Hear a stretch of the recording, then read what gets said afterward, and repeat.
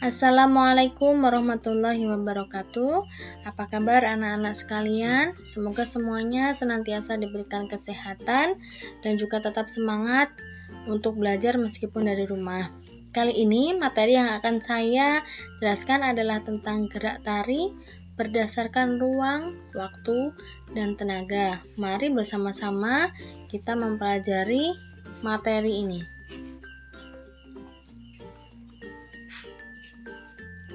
Materi ini adalah merupakan kompetensi dasar 3.1 dan 4.1, yaitu memahami gerak tari berdasarkan unsur ruang, waktu, dan tenaga. Dan nantinya kalian diharapkan memiliki keterampilan mampu memeragakan gerak tari berdasarkan unsur ruang, waktu, dan tenaga. Apa itu unsur ruang, waktu, dan tenaga? Ruang, waktu, dan tenaga merupakan elemen dasar dari tari. Jadi, elemen-elemen tersebut menjadi dasar dan tidak bisa lepas dari tari. Sebelum kita jauh mempelajari tentang tari, kita harus mengerti dulu pengertian dari gerak tari. Apakah gerak tari itu? Nah, kalian tentu tahu gerak secara umum. Gerak secara umum adalah perpindahan yang dilakukan oleh manusia dari satu posisi ke posisi lain atau dari bentuk satu ke bentuk lain. Gerak sehari-hari merupakan pergerakan yang dilakukan dan memiliki makna fungsional atau lebih mementingkan manfaatnya dengan tidak disertai unsur keindahan. Artinya, gerak tersebut masih murni, masih polos, belum mendapatkan sentuhan keindahan. Nah, bedanya dengan gerak tari adalah gerak manusia yang muncul oleh ekspresi jiwa manusia yang dituangkan ke dalam gerak yang memiliki makna serta memiliki unsur keindahan. Jadi bisa dikatakan bahwa gerak tari itu sudah bukan gerak aslinya, sudah bukan gerak sehari-hari, bahkan sengaja dibuat dengan sentuhan estetika atau keindahan yang tinggi dan memiliki makna yang ingin disampaikan. Jadi, ekspresi manusia itu bisa juga diungkapkan melalui gerak-gerak tari. Nah, gerak tari itu juga ada macamnya. Yang pertama adalah gerak maknawi. Apa itu? Yaitu gerak yang telah distilir atau diperindah dan memiliki makna yang ingin disampaikan oleh penari ataupun penata tarinya. Jadi, perlu digarisbawahi, maknawi berarti memiliki makna. Apa saja contoh geraknya? Ada gerak tari menanam padi, ada gerak mencangkul, ada gerakan perang. Gerakan perang itu identik dengan gerakan yang tegas dan menggebu-gebu. Nah, itu memiliki makna. Kemudian ada gerak murni. Apa itu? Gerak murni adalah gerak yang tampak indah, memiliki unsur estetika atau estetis yang baik, namun tidak memiliki makna. Jadi semata-mata memang diciptakan untuk menghibur, tidak ada maksud tertentu yang ingin disampaikan. Contohnya apa? Tadi ada gerak melenggang, ada hentakan kaki, ada jalan di tempat. Semoga kalian bisa memahami antara gerak maknawi dan gerak murni. Berikutnya, elemen dasar tari ada ruang.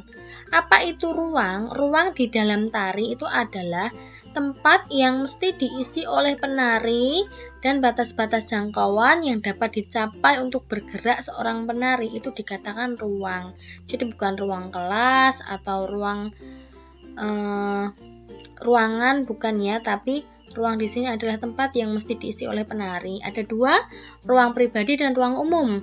Ruang pribadi adalah ruang di mana penari melakukan gerak tari tanpa berdiri dan tanpa berpindah. Jadi dia menggunakan ruang pribadi, misalnya dia menari dalam posisi bersimpuh, dalam posisi jongkok, ataupun duduk, ataupun rebahan. Itu berarti seorang penari menggunakan ruang pribadi. Nah, sedangkan ruang umum adalah ruang di mana penari melakukan gerak dengan berdiri dan berpindah tempat. Ketika dia sudah berpindah dari satu titik ke titik lain, maupun dia menari berdiri atau meloncat, itu berarti dia menari menggunakan ruang umum. Elemen dasar tari selanjutnya adalah waktu.